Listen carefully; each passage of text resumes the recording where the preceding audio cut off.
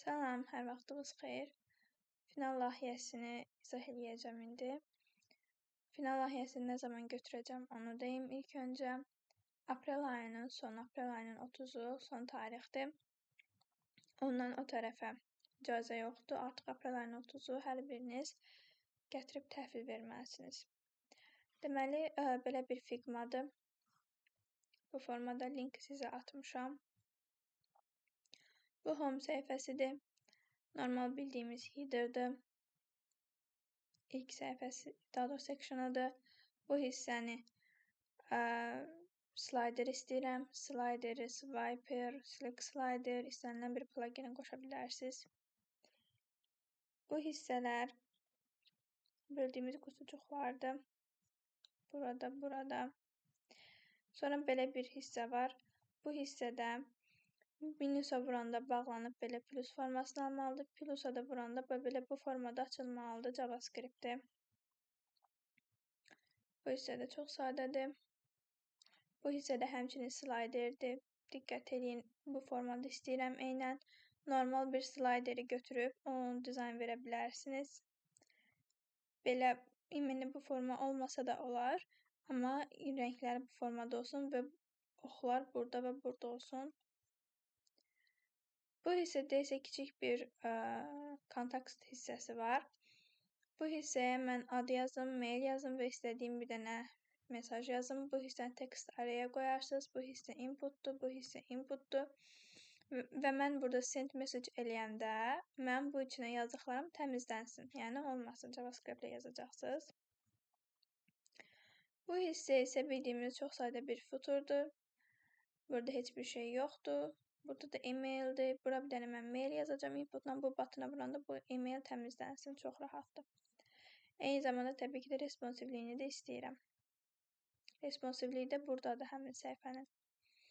Bu o home idi. Bu about us səhifəsidir. Burada da belə. Bu hissə açılanda 0 olsun. Ki mən about us-a keçəndə bu hissə məsələn 0-dan gəlsin 8-ə, 0-dan gəlsin 50-yə, 0-dan gəlsin 100-ə, 20-yə və 500-ə bu formada. JavaScript-dir bu da. Bu hissəni yığırsınız, çox rahatdır. Flexlərlə, positionlarla yığa bilərsiniz. Bu hissə, heç bir şey yoxdur, bildiyimiz adi HTML-CSS-dir. Bu hissə, bura və bura zaten eynidir. Bura zaten eyni idi. Deməli, sonra gəlirəm nəyə? Burada da onun responsivliyi var, fikir verirsiniz. Sonra gəlirəm servisə. Servisdə də həmçinin yazacaqsınız. Bu ilk səhifəsidir, daha doğrusu section'ıdır. Belə, daha sonra bu hissələr. Belə təkrar hissələrdir. Belə.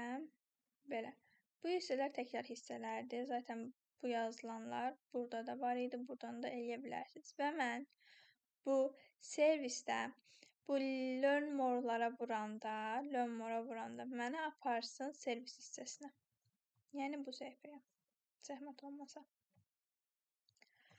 Daha sonra bu use case hissəsidir. Buranı yazmaya ehtiyac yoxdur. Buranı vermirəm çünki çox təkrardır. Buranı yazmaya ehtiyac yoxdur. Use case ümumiyyətcə heç header-da da yazmarsınız zəhmət olmasa. Header-da olar about us, services. Bunlar bu hissədə olmasın, request-də olmasın. Bu hissə ilə bu hissəni indi baxım deyirəm. Pricing olsun. Çox gözəl hissədir. Bu hissələri yığırsınız. Mən mişqanı hansının üstünə gətirsəm, üçü də normalda belə ağ olsun. Yəni üçü də bu formada olsun. Mən mişqanı bunun üstünə gətirəndə bu formanı alsın. Məsələn, mişqan bunun üstünə də bu formanı alsın. Bunun üstünə gəlirəm, background olsun qara, bu olsun yaşıl, bu olsun qara, belə bu formada. Bu hissəni də yazırsınız JavaScript-lə. Fişam. Və gəlirəm blok hissəsinə. Blok hissəsində yazmağa ehtiyac yoxdur. Deməli, son nəticə olaraqdan header-də olacaq about us, services, use case yoxdur, blog yoxdur, bu hissə yoxdur. Pricing olacaq, 3 dənə hissə və bir də home səhifəsi, zaten səhifənin özü. Mən istənilən bir səhifədə olanda, bura vuranda bu home səhifəyə gəlməlidir. About vuranda about səhifəsi açılmalıdır. Service vuranda service açılmalıdır. Pricing vuranda pricing açılmalıdır. Və bu hissədə isə, daha doğrusu bu home-da. Bunların hər birini eləyəcəksiniz. Bu arada timdir. Bu hissədir. Bu hissədə home səhifəsi təmiz yazılır. Mən burada servisə vuranda servis hissəsinə keçməlidir. Eyni zamanda learn more-lara da vuranda servis hissəsinə keçməlidir. Daha sonra backend olaraq API qoşmalısınız. API qoşanda da mütləq şəkildə JSON serverdən istifadə edin. Hazır API-lər tapmaq çox çətindir. Yəni eyni uyğunu tapmaq çətin olacaq sizə. Ona görə də JSON server yazmalısınız. JSON serveri keçmişik, video var. Oradan baxa bilərsiniz.